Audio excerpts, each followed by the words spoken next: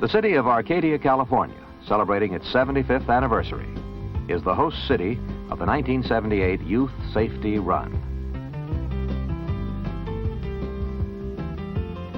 Officers of the Police Advisory Council for Car Clubs, which has directed the run every year, discuss preliminary strategy with Mayor Dave Perry. The National Guard Armory is used for meetings and staging operations and is the scene of the start and finish of the run. All this was through the courtesy of the commanding officer, Colonel Meister, who was briefed by Council Vice President J. D'Angelo. Friday, June 16th, is Impound Day, when the entered cars are thoroughly checked over. These are brand new automobiles, loaned by dealers in the participating cities as their way of helping to further the ideals that the run represents. The main objective always is to promote understanding and cooperation between police and young people, and the officials come from a number of different law enforcement agencies. The run also helps to teach safe driving practices and gives the participants a chance to show their good sense and skill at the wheel. All traffic laws and speed limits are to be observed. The run is not a race. The drivers don't compete for speed, but for fuel economy. No detail can be overlooked.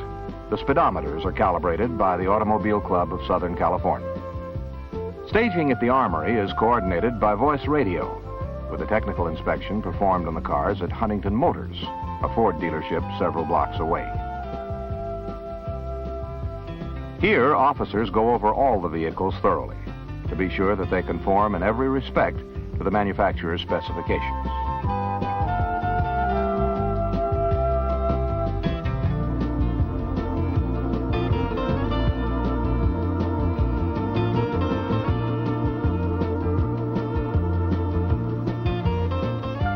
The same weight of oil is put into every car. A diagnostic check is made on all vehicles. They must comply fully with the California emission control standards.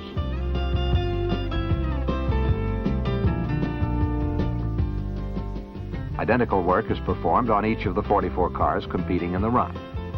When all the work has been done, the vehicles are locked and impounded at the Armory.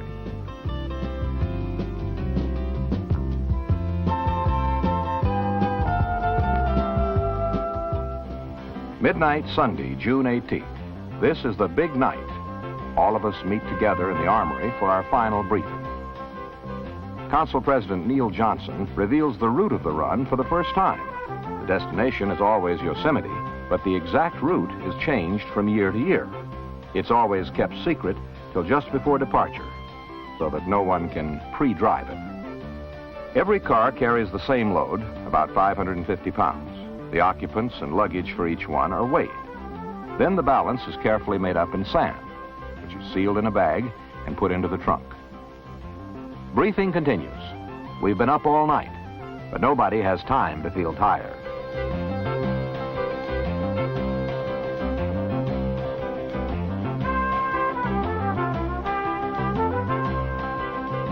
After a last-minute report on detours and road conditions, the time for the start is here.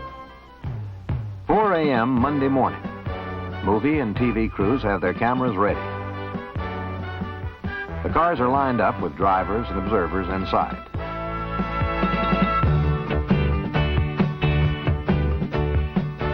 The signal is given, and we're off.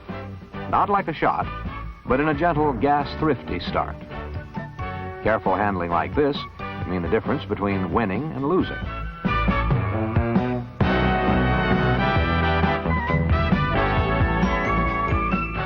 The eastern horizon is just turning a deep pink as we cross the San Gabriels. By sunup, we're on the high desert.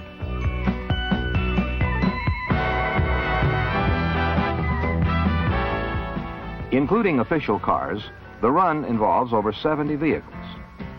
At our early morning rest stop in Apollo Park, outside Lancaster, parking is done in the most compact arrangement possible. The dispatch crews in bright red jackets stack the cars in the same sequence at every stop on the run. Drivers turn off and restart their engines in the same relative positions so that they all drive exactly the same distance.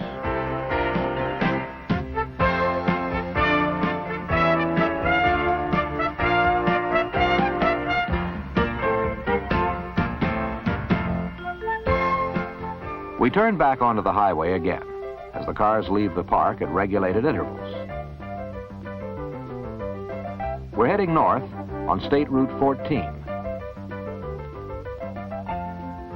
For every 5 run cars, there's 1 patrol car, including 2 emergency service vehicles from the Auto Club. We have our own mechanics and gas crews with us, and all official cars keep in contact by radio. As we turn toward the Tehachapi's, the scenery gradually becomes a little more varied. We're even treated to the sight of a golfer, bag of clubs and all, on a motorcycle. We drop down into the San Joaquin Valley through Raisin Vineyards and reach Bakersfield, our first gas stop.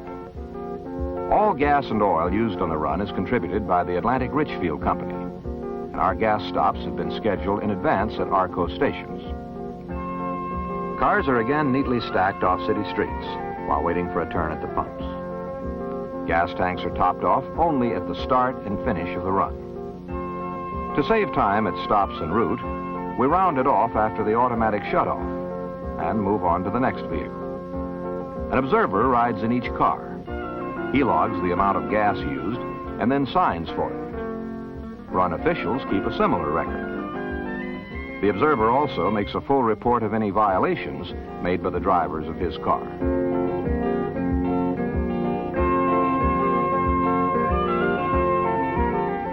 Over coffee and donuts provided by the Bakersfield Civitan Club, we have a chance to socialize a little, to meet new friends and talk about the run.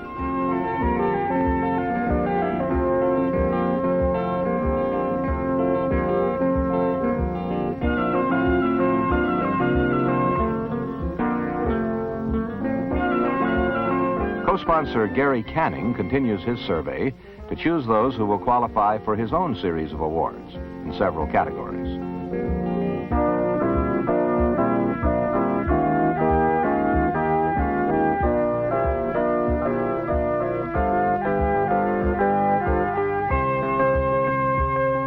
And once again, we head north, now following Route 99.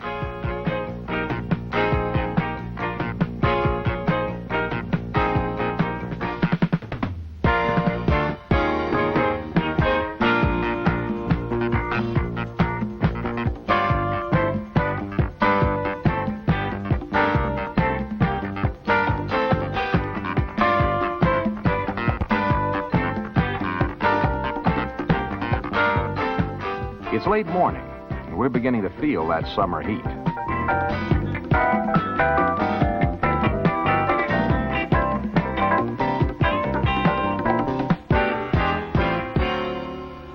Entry cars are divided by size and type into several classes, and they compete only within their own class. Each class is made as uniform as possible. The differences are found in the drivers. Monday's lunch stop is at cool and shady Roding Park in Fresno. Our chuck wagon has ice-cold milk and Coke on hand, and we buy the food locally.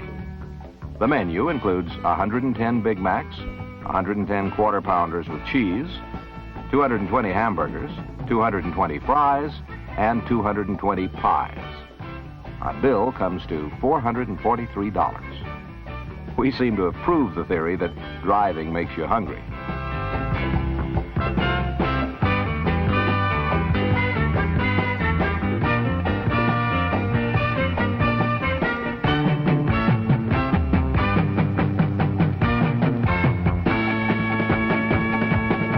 Our second gas stop is at an ARCO station nearby. Then we head up into the foothills toward vacation country. Once we spot the snow-topped mountains on the horizon ahead, we know that the northbound half of the run is almost over.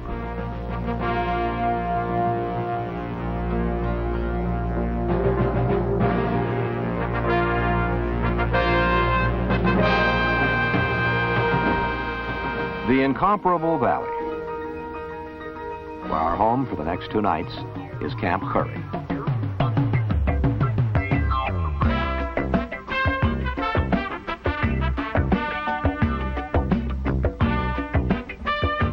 The cars are once again stacked tight, actually very tight, and locked and impounded till departure time Wednesday morning. Everyone looks up instinctively at the great trees and granite cliffs towering overhead. In line for room assignments, all of us have the same thought in mind. We're close at last to a good night's sleep. Next morning, there's time to enjoy the valley. Everyone who knows the park remarks on the unusually large volume of water in the falls and river this year.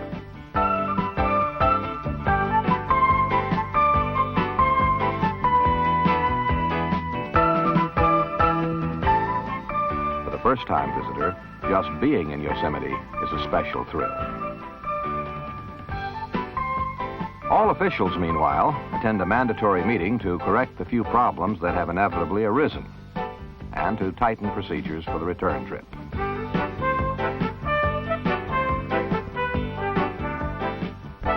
Outside, some frisbee play builds good appetites for a hearty lunch at the cafeteria.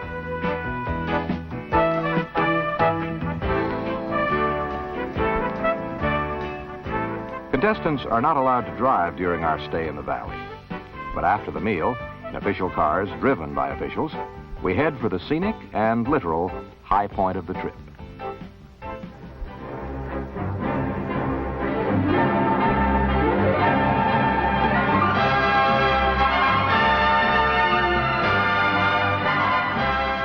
Glacier Point, far above the valley floor, with its splendid views of the shining peaks of the High Sierra.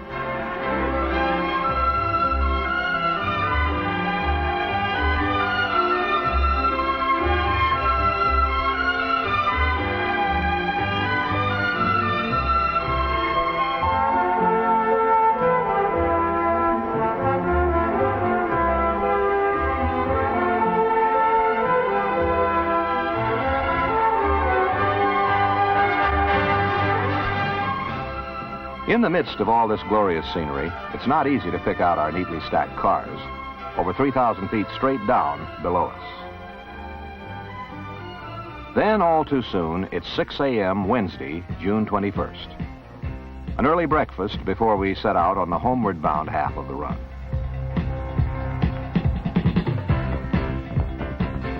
Before the sun's rays have reached the valley floor, we meet in the parking area for a last-minute briefing. There are some small improvements in routine, but no highway problems or route changes to report. And, right on schedule, we're back on the road again, departing at intervals, heading west for Modesto.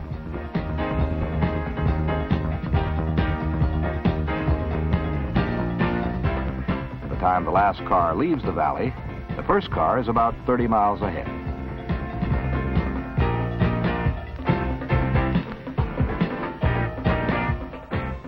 The routes that are chosen for the run each year always offer a variety of driving situations: mountain and desert, country and city, two-lane road and interstate. The drivers cope with it all, also with unexpected things like construction zones and earth-moving equipment. Our third gas stop is in Modesto. The cars are stacked on a quiet street, and there's a welcome mid-morning energy snack all set up and waiting for us at a small city park nearby.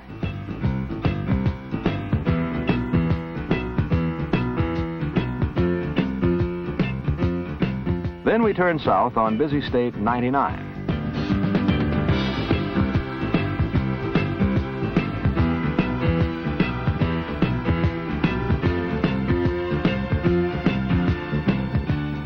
Back again at Roding Park in Fresno for lunch, we put away very nearly as much food as we did the first time through.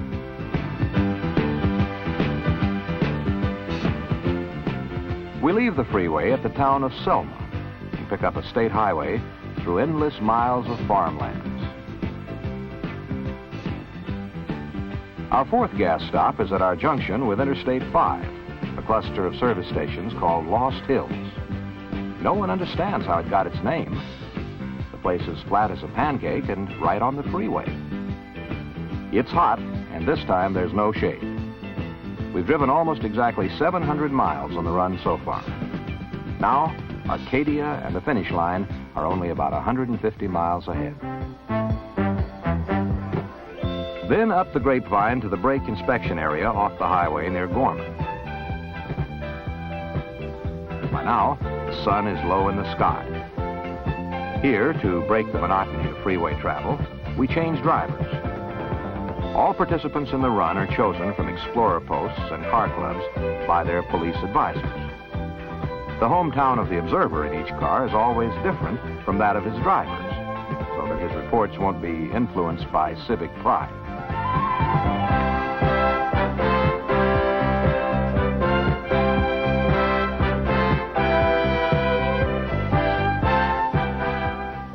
"9:30 Wednesday night. Council officers are at the finish line. So are crowds of friends and relatives. Each engine is cut as the flag drops, and the cars are pushed to their parking slots.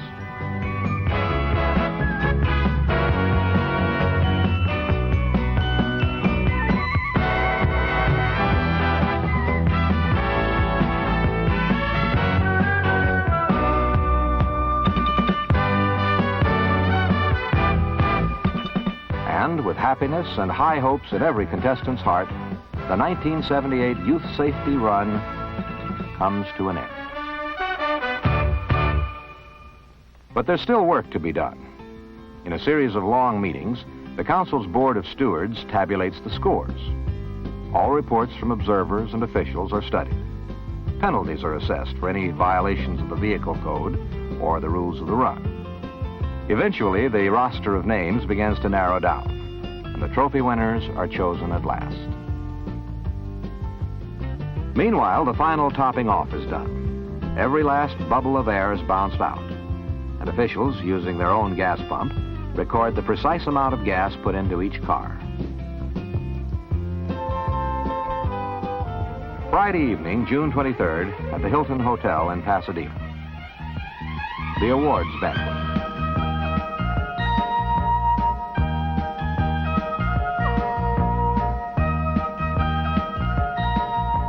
Sergeant Ernie Hovard, charter member of the PACCC, receives a plaque upon his retirement from the Pasadena Police Department. Representatives of the run's co-sponsors say a few words. First, Gene Owings from the Atlantic Richfield Company. Jack Michaels from the Arcadia Civitan Club. His organization presents a framed certificate of commendation to every participant. Winners of the Council Awards are announced next. President Neil Johnson presents the trophies. They're awards for observers, in addition to those for the driver and co-driver of the winning entry in each class. Our participants have produced new and accurate miles per gallon statistics, proved on the highway in real and varied driving situations.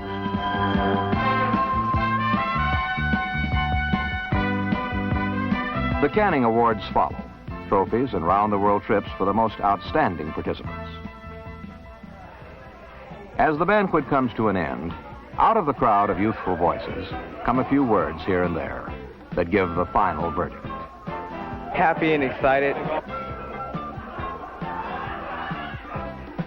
I loved it. Oh, beautiful. Tired but excited, hoping that we'd win. Really nice. We wish we could have stayed longer. I loved it. Oh, beautiful.